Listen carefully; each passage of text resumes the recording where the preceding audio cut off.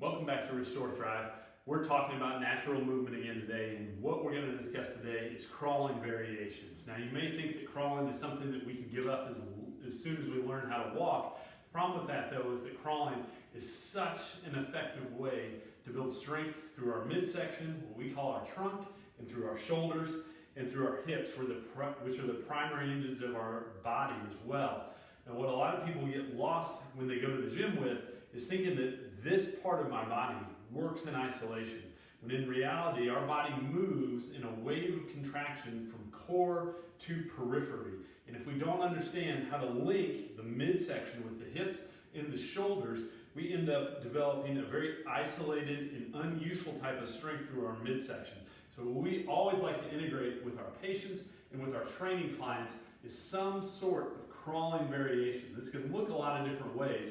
What we're going to give you guys today is just a few simple variations that you can try on your own at home that will really challenge your ability to keep yourself stable through your midsection and use your hips and shoulders. So what we'll do is we'll get on the floor, and the first one we're going to work on is simply a hands and knees crawl. So as we get into hands and knees, what you're going to notice is you generally get into the posture you assume when you're standing. So if you stand in an overarched position, you generally get overarched when you get into this hands and knees position. If you stand in more of a rounded position, you're going to generally be more rounded when you get into hands and knees. So what we want to take you through is the basic cat camel. You'll let your arch back arch down, round it up, let it arch back down, pull it up about halfway. Now we don't have to be absolutely straight the entire time that we crawl, but we want to have a feel for what neutral is. Neutral is a range. It's not one perfect position, but it's definitely not rounded or overextended going bone on bone. It's in the middle.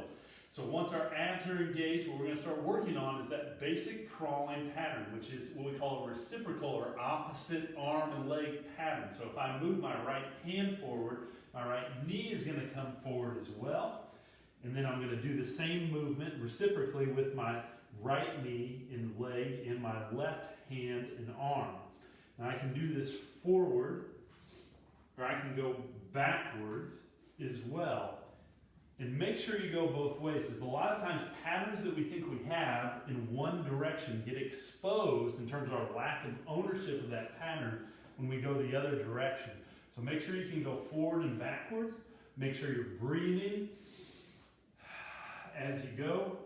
And if you can see, as I'm going, I'm not as tight as I can be to hold this position. I'm relaxed through my arm and hand that's off the ground and through my leg as well, because I'm trying to move that part so it doesn't need to be as stiff as can be as I go forward and backwards.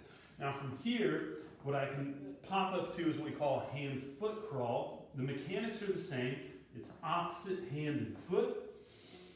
In those basics in terms of breathing and that balance of tension and relaxation, so not being tight everywhere, come into play even more when we're in a more loaded position.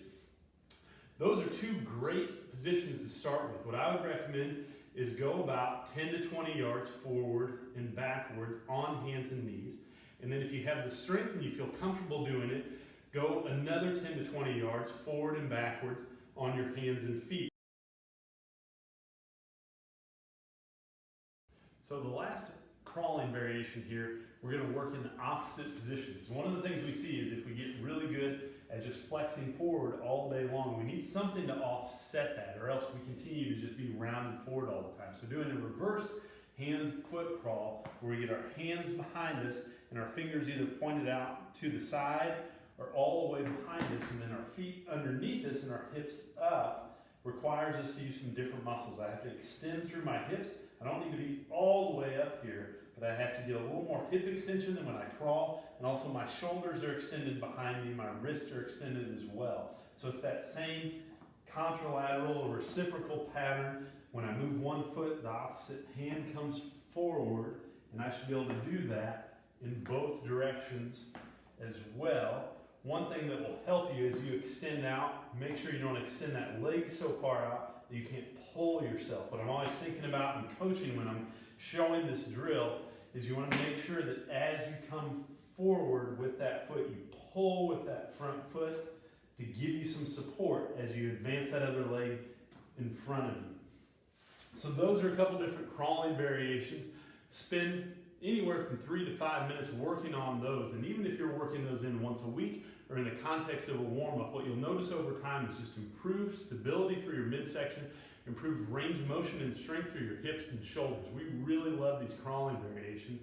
So give these a try. Let us know what you guys think. Leave a comment below. We'll talk to you again soon.